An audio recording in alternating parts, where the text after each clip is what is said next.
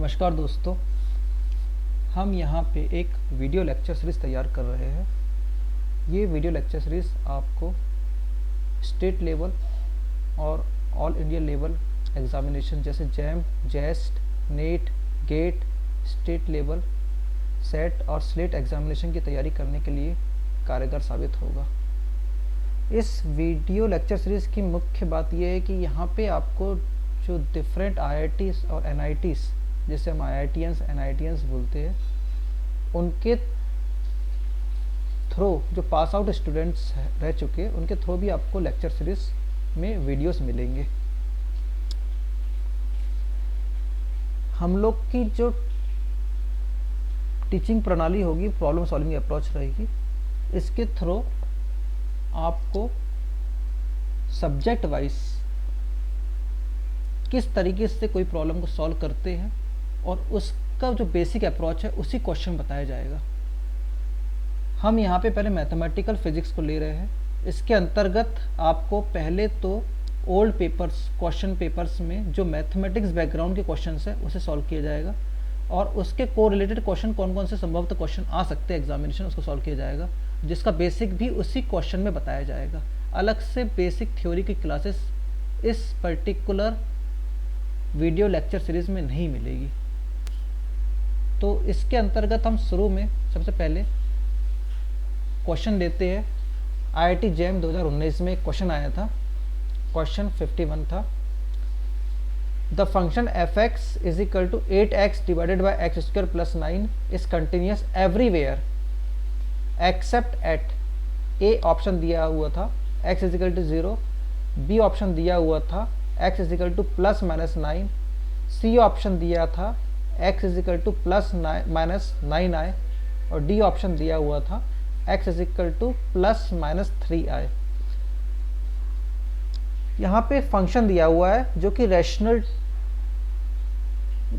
Terms में दिया हुआ है, न्यूमरेटर डिनोमिनेटर दिया है।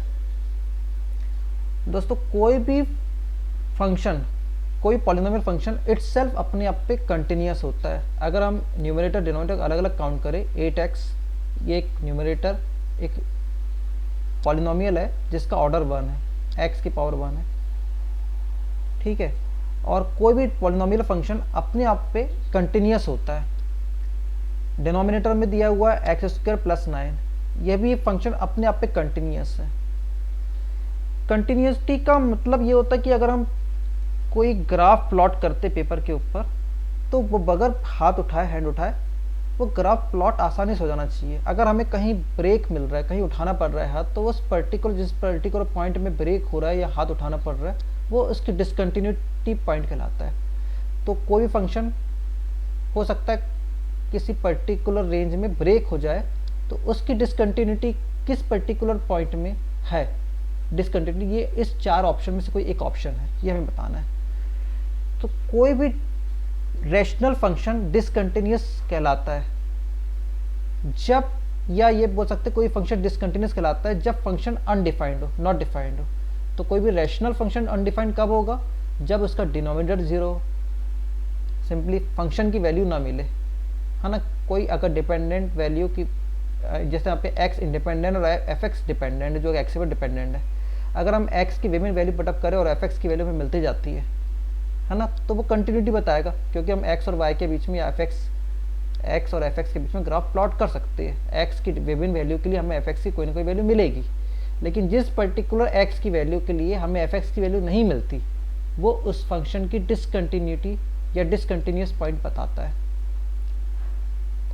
तो ये पता लग गया हमें कि डिनोमिनेटर की वैल्यू 0 होना चाहिए। बेसिकली अगर हम डिनोमिनेटर 0 करते मतलब 8 इस फंक्शन में fx is equal to 8x divided by 0, तो ऑब्वियसली फंक्शन नॉट डिफाइंड होता है। तो x की किस वैल्यू के लिए डिनोमिनेटर की वैल्यू 0 आती है, हमें फाइंड आउट करना है सिंपली, अगर क्वेश्चन बोला जाए तो हम रिवर्स कैलकुलेशन करके देखते कि हमें डिनोमिनेटर 0 है, ये तो x की किस वैल्यू के लिए डिनोमिनेटर 0 आ रहा है ये हम देख लेते हैं, तो वही उसकी डिसकंटिन्यूस पॉइंट कहलाएगा वो इसी का। तो x square plus 9 is equal to 0 करके देख लेते, है ना।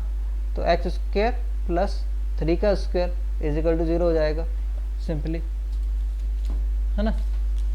और एक्स स्क्वायर माइनस, अगर हम ये बोले i का स्क्वायर, क्योंकि आई स्क्वायर की वैल्यू -1 होती है। 3 का स्क्वायर हम कंपाइल इक्वेशन को ये लिख सकते हैं 3i का होल स्क्वायर, ये 3i का होल स्क्वायर एक्चुअली। तो एक्स स्क्वायर, इसको हम A square minus B square का फॉर्मूला लगा देते, तो x माइनस 3i और x plus 3i is equal to 0। तो एक x की वैल्यू प्लस 3i हो जाएगी और एक x की वैल्यू माइनस 3i हो जाएगी। तो अगर हम x की वैल्यू 3i प्लस 3i या माइनस 3i पुटअप करते हैं इस पर्टिकुलर इक्वेशन में, ऑब्वियसली डिनोमिनेटर 0 हो जाएगा, क्योंकि 3i x की वैल्यू 3i मतलब 3 का स्क्वायर, 3 से 9 हो जाएगा, और i स्क्वायर के लिए माइनस 9 हो जाएगा, -9 प्लस 9 है ना, दैट इज -9 प्लस 9 0 हो जा रहा है। इसी तरीके से -3i पुटअप करेंगे तो भी वैल्यू 0 हो जाती है। तो ऑब्वियसली इसका ऑप्शन डी सही ऑप्शन है, ठीक है ना। नेक्स्ट क्वेश्चन देखते हैं अपन। नेक्स्ट क्वेश्चन है, if psi x y z is a scalar function which satisfied the Laplace equation, then the gradient of scalar is solenoidal, a option, and irrotational, ये option दिया है सोलिनोडल है या और इरोटेशनल, बी ऑप्शन दिया हुआ है solenoidal but not irrotational, C option दिया हुआ है इरोटेशनल बट नॉट सोलिनोडल, और डी ऑप्शन दिया हुआ है नाइदर सोलिनोडल नॉर इरोटेशनल। तो कोई भी स्केलर फंक्शन, एक तो यहाँ पे देख लीजिए scalar function x y z, मतलब इसके 3 कोऑर्डिनेट्स एक्स वाई जेड तो दिया हुआ है, और दूसरा भी बोल रहा है कि स्केलर फंक्शन सेटिस्फाई कर रहा है लाप्लास इक्वेशन को। तो लाप्लास इक्वेशन की कंडीशन क्या होती है, सिंपली अगर हम बोले लाप्लास इक्वेशन की, डेल ऑपरेटर का square psi is equal to 0।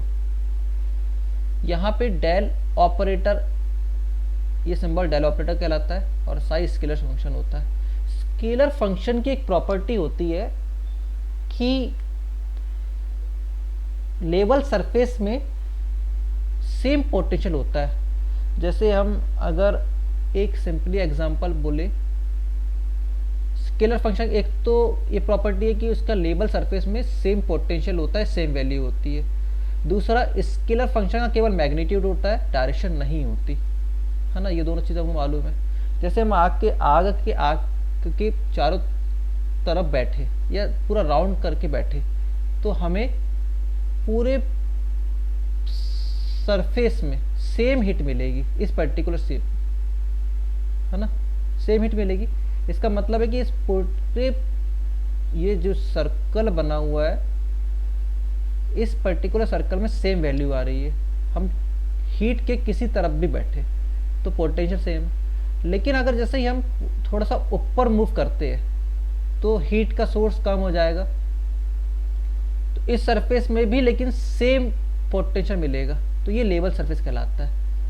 अब सेकंड कंडीशन, लेवल सरफेस का मतलब समझ आ चुका होगा आपको कि लेवल सरफेस क्या होता है, कि लेवल सरफेस जहाँ पे पोटेंशियल सेम होता है, और जो ग्रेडियंट होता है, नॉर्मल वेक्टर होता है, इसके बिल्कुल परपेंडिकुलर होता है, इसके बिल्कुल परपेंडिकुलर होता है, ये जैसे नॉर्मल वेक्टर होता है ना। और ग्रेडियंट जिसे बोलते हैं हम, ग्रेडियंट ऑफ स्केलर फंक्शन, ये ग्रेडियंट कहलाता है, जिसमें स्टेप है। जैसे आप पहाड़ चढ़ रहे हैं, आप पहाड़ चढ़ते हो तो आपको ग्रेडियंट स्टिप स्लोप मिलता है, एकदम स्ट्रेट स्लोप ग्रेडियंट, तो maximum rate of change of gradient कहलाता है ये, है ना, maximum rate of change of gradient, ये जो वैल्यू है मैक्सिमम रेट ऑफ चेंज कितना हो रहा है, और ये जो कहलाएगा इसका डायरेक्शन डेरिवेटिव कहलाएगा अदर देन नॉर्मल। नॉर्मल दिशा के अलावा हम जैसे पहाड़ को हम चढ़ सकते हैं, स्ट्रेट भी चढ़ सकते हैं, या हम थोड़ा सा स्टिप ना करके थोड़ा सा हम स्लोप लेते हुए भी चढ़ सकते हैं। तो gradient of scalar field, naturally scalar का ग्रेडियंट जो लेंगे अगर हम, तो वेक्टर ही कहलाएगा। अगर साई में अगर हम डेल ऑपरेटर लगा देते हैं, तो साई तो स्केलर है लेकिन उसका डेल ऑपरेटर लगाएंगे तो i del x by del phi by del x, i del phi by del y, i del तीनों चीज आ जाएगी, है ना। स्केलर फंक्शन का ग्रेडियंट हमेशा वेक्टर कहलाता है। तो एक चीज पता लगा कि ग्रेडियंट ऑफ साई जो है वो आपका वेक्टर होगा। अब वो वेक्टर ऑप्शन एक सोलिनॉइडल है एंड इरोटेशनल है, कि सोलिनॉइडल है नॉट इरोटेशनल है, सी इरोटेशनल है बट नॉट सोलिनॉइडल है, डी नाइदर सोलिनॉइडल नॉट इरोटेशनल। क्या ऑप्शन सही है? तो अब हमें एक चीज और देखना पड़ेगा यहाँ पे कि इसका ग्रेडियंट तो ये होगा, यहाँ से लेके यहाँ तक के मूवमेंट करना है। अच्छा एक चीज़ और है, यहाँ से लेके यहाँ तक मूवमेंट करने में सबसे ज़्यादा चेंजेस आएगा। अगर आप इस का कोई लाइन इंटीग्रल लेते हैं, इस पाथ में यहाँ से यहाँ तक जाना है, हमें यहाँ से ऐसा जाए या ऐसा जाए, तो वैल्यू सेम आएगी। डेल ऑपरेटर तो मालूम है, i del by del x, j del by k del by del z, और del dot del del square हो जाएगा, तो del square by del x square, del square by del y square, del square by del z square plus operator के साथ, है ना। ये तो पता ही है आपको, gradient of scalar is always vector, इसका दोनों मैग्नीट्यूड डायरेक्शन होता है। अगर साई स्केलर है तो डेल साई वेक्टर फंक्शन कहलाएगा, और del dot del psi dot product divergence के लिए होता है, क्रॉस प्रोडक्ट कर्ल के लिए होता है। तो del psi that is gradient का अगर डाइवर्जेंस लेते हैं तो बेसिकली वो del dot del del square psi कहलाएगा, और डेल स्क्वायर साई क्योंकि लाप्लास की कंडीशन होती है वो जीरो होता है, तो इसको आप del dot that is divergence, अगर डाइवर्जेंस जीरो आता है, ग्रेडियंट का डाइवर्जेंस अगर जीरो आता है तो वो इनकम्प्रेसिबल और सोलिनॉइडल वेक्टर फील्ड कहलाती है। एक कंडीशन पता लगे कि सोलिनॉइडल है।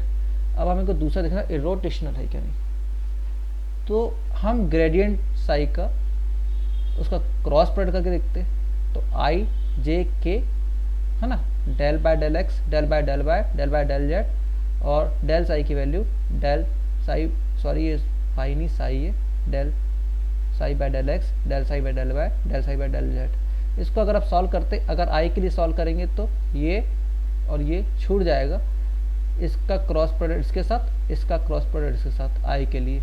जे के लिए माइनस लेते हैं, ये छूट जाएगा, ये छूट जाएगा, इसका क्रॉस प्रोडक्ट इसके साथ और इसका क्रॉस प्रोडक्ट इसके साथ, प्लस के, अगर के लेते हैं तो ये और ये छूट जाएगा, डेल बाय डेल एक्स का cross product del psi del y इसके साथ, minus del y del by del y का इसके साथ, और इसका स्क्वायर हो जाएगा, del square psi by del y del z, del square psi del z by del y. और अगर ऑपरेटर को अगर बदलते वाई को एक्स, अगर वेरी पार्शियल डिफरेंशियल ऑर्डर को अगर बदलते हैं तो इससे कोई फर्क नहीं पड़ता, ये अल्टीमेटली कर जाएगा, तो ये जीरो जाएगा।